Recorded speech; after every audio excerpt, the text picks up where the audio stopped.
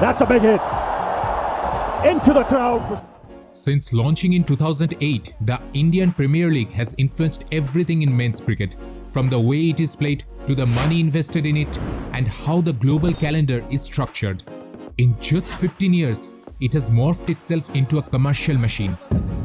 Is now the world's second most valuable sports league after NFL. But there was one thing that's been missing: a female equivalent. So in 2023, a women's cricket league was launched, pretty much similar to the men's version. Cricket about to take off in the form of the But the question still remains: is the tournament living up to the expectations? And most importantly, is it even sustainable? Well, let's break down the numbers first.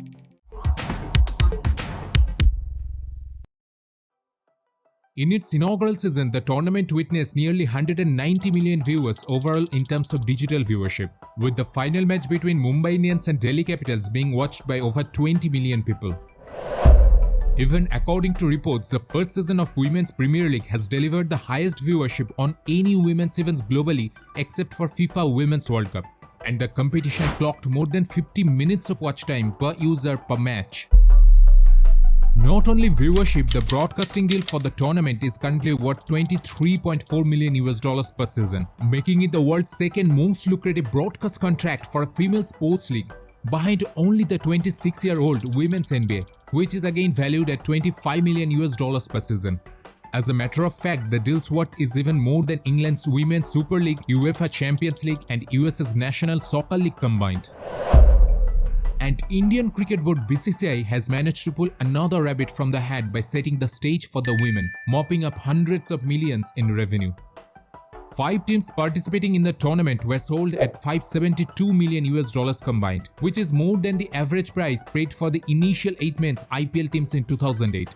And the tournament generated another $46 million from the ticket sales, merchandising and sponsorships, which is again second to none other than Women's NBA, and significantly more than England's Women's Super League. And this year in 2024, the opening week has observed a remarkable 30% surge in terms of viewership, and sponsorship values increased nearly 50% in comparison with last year. Interestingly, more and more FMCG and women-centric brands who do not get that much hold in IPL or remain distant from that tournament are now collaborating with this league and the players. Brands are not only seeing this as an opportunity to run advertisements targeted to women and men, but also are exploring collaborations with the tournament players by bringing them in as their brand ambassadors for higher recall and favorability. And the impact: in 2023, Indian cricketer SMRITI Mandhana became the first Asian female cricketer to feature in the list of top 40 most marketable athletes in the world. So the numbers are pretty incredible. But the question is, can a separate women's cricket league sustain financially in the long run?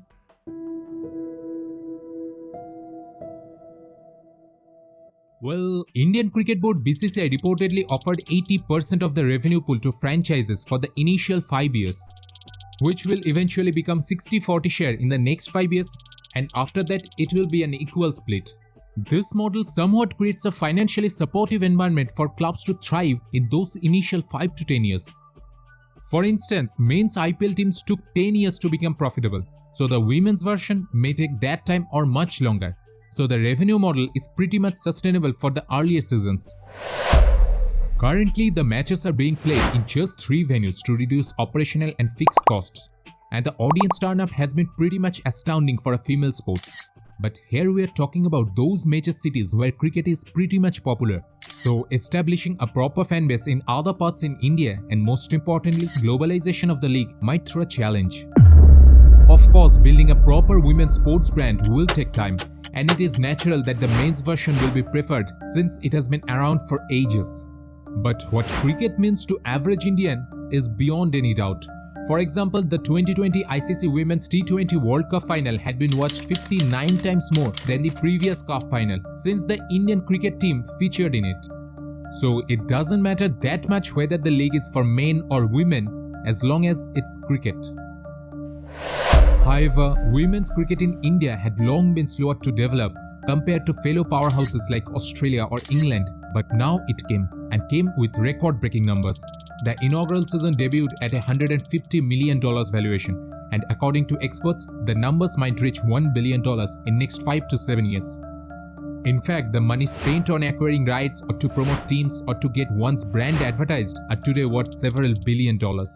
While cricket is a thriving business model, the potential for the WPL promises to be interesting.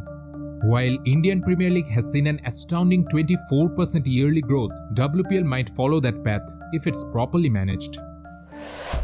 What do you think the WPL has done and could do for the women's game? It's huge, really. It was the tournament that we were all crying out for, and obviously one of the most lucrative tournaments in the game. Sums of money that we've never heard of in women's sport or in women's cricket. So, to say the least, by creating a professional league for women, the WPL attracted more female fans, transforming the economics of women's cricket and the way women's sport more broadly is perceived.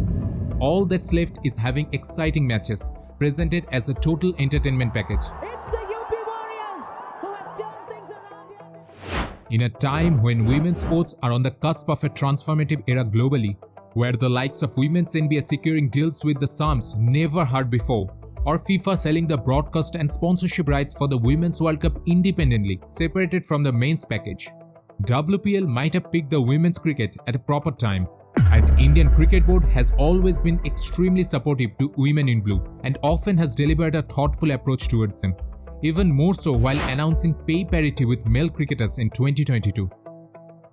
So the road ahead remains long for the league to cement itself as a viable rather than short-lived phenomenon, not only in improving the on-field product but also in the planning behind the scenes.